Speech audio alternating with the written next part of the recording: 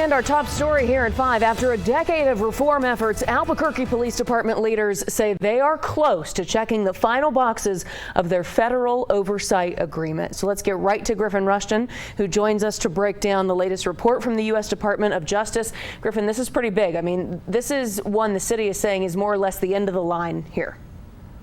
Yeah, the city says this is the moment Albuquerque police leaders have been working towards for a decade now. After years of questionable police shootings and growing distrust by the community and even the city council, the Department of Justice stepped in to investigate APD's use of force against civilians. This was back in 2014. The city quickly entered into a court-approved settlement agreement to reform the department. The DOJ essentially gave APD a long list of policies they needed to improve and follow. And according to the Independent Monitor's 19th report, APD reached 100% primary compliance. That means all the new policies are in place. 100% secondary compliance, all the new training protocols matching those policies are in place, and 96% operational compliance. That's actually using those new policies in the field. The new report reveals there was a 16% drop in the most serious use of force investigations since the last report, and suggests that is a sign these new policies, oversight, and disciplinary actions are working. APD Chief Harold Medina responded to their promising report in a pre-recorded message today. Reform shall never end for any police department, and we should always be evolving to see how we could become a better police department, more in tune with the community.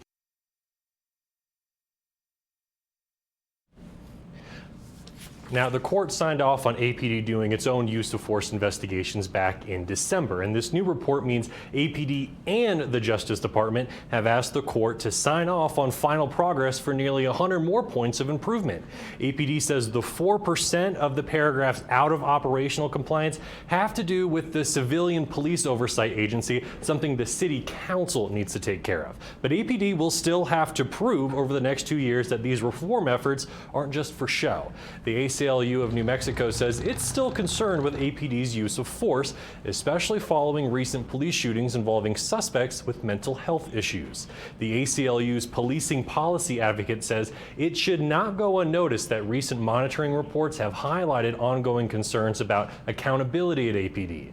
He adds while technical compliance has been achieved, they remain real reasons to doubt whether a genuine transformation in the culture of aggression and accountability has truly occurred. Now, next month, a federal judge will consider the ask by the city and DOJ to further narrow the settlement agreement. We're going to hear more from the ACLU coming up at 6. All Tessa? right, Griffin, thanks so much. A lot to unpack here, so we'll be covering this throughout our newscasts. Thank you.